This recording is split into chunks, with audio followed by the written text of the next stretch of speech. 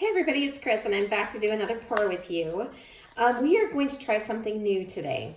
This is called a kiss pour, and it's where you take 2 cups of paint and you kind of pour them as tree rings, and as they pour down onto the canvas they kiss each other as they're pouring out of the cups. So this one I'm kind of doing something that I think will look kind of cool in my studio. I'm going to use black and white in 1 cup. And then my other cup is going to be deep magenta with my custom silver. So I'm going to pour these. Let me show you kind of how I'm going to do this. I'm just going to pour these at the same time and try to fill them up equally. And my silver is not coming out right. There we go. So this is a 12 by 16 canvas. These are 5-ounce cups. So I'm going to kind of fill it up to about 4 ounces each, I think. Hopefully that's enough. I haven't done anything to my canvas to prep it. So it is just a dry canvas. And then let's do the black and white one next. Hopefully you guys can see this.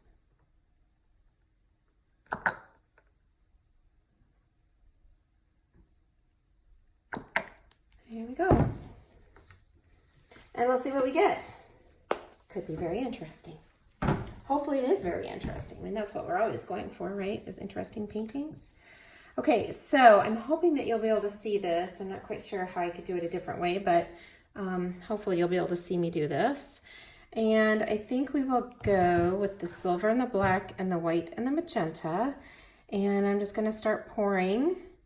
Like I said, they're supposed to kiss in the middle. And then I'm just gonna pour them down on the canvas. So I'm kind of just like joining them, and they're kind of creating one big tree ring, hopefully.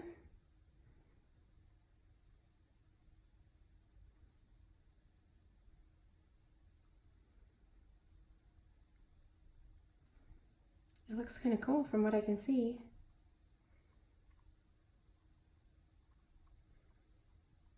Now the tricky part is probably going to get the middle to look good.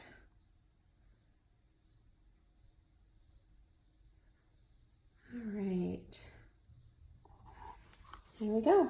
I think I have a little bit more in my magenta. Actually, I think I did pretty good with them. Very cool so far. All right, so I'm going to let this sit for a minute. I'm gonna go ahead and torch it, and then we'll kind of let it spread out a bit before we start to move it.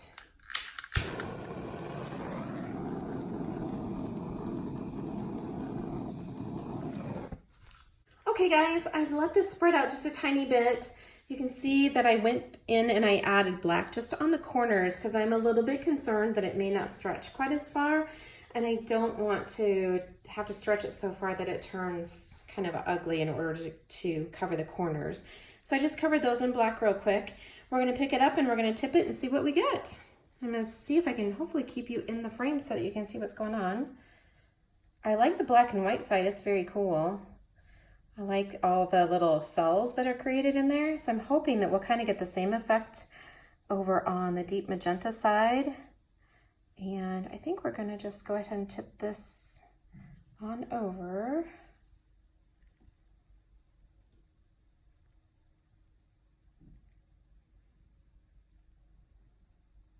And see if we can get a really cool painting out of this guy. I do like the colors, which why wouldn't I like the colors, right? I'm just gonna kind of pull this back into the middle to get the weight there, and then start to tip up towards the top. Try to get that covered a little bit better. And then we'll kind of go down here to the right. And see if we can get that edge covered too. And then we'll go down towards the bottom. I'm a little disappointed that my magenta and silver didn't create really cool rings like the black and white did, but I think it's a cool painting. Kind of digging it. Just gonna go off on the bottom here. And then I'm just going to take it back up and stretch those rings out just a tiny bit more. And I'm going to go up towards that left corner just to kind of get that black and white down, stretched out a little bit more. And then maybe we can stretch out some rings up towards the top too. We'll see here. I might just go ahead and tip it off and see what we get. Just like that. And then I'm going to bring it back down and see if we can stretch some stuff out of it. There we go. Now we've got some rings appearing up there and some extra lines. I've got one little spot over here on the side. If I can get that to go off the edge, that would be great. And there we go. Now I'm just going to go ahead and stretch it back down to the right. Kind of even things out a bit and try to get that center into the center of the painting.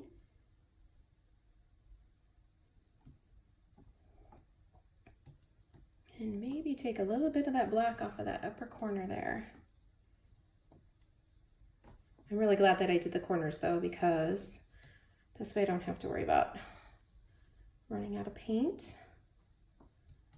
And there we go. Very cool. It'll be really beautiful too when it dries because of that silver that's in there. All right, let me get you guys back in frame. There we go. I might torch it to see if we get anything else that will come out of it.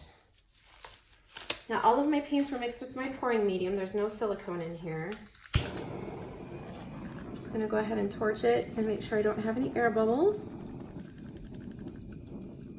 Let's see if I can coax some things to come out of that paint. You can see that white kind of coming up through the black as well as over here in that magenta. Hopefully it may change a little bit more too as it dries. All right, there we go. I think that's really a cool painting. I do wish this would have melded a little bit more, but I do love that it's just kind of very subtle through here, and maybe some more things will kind of come out as it dries.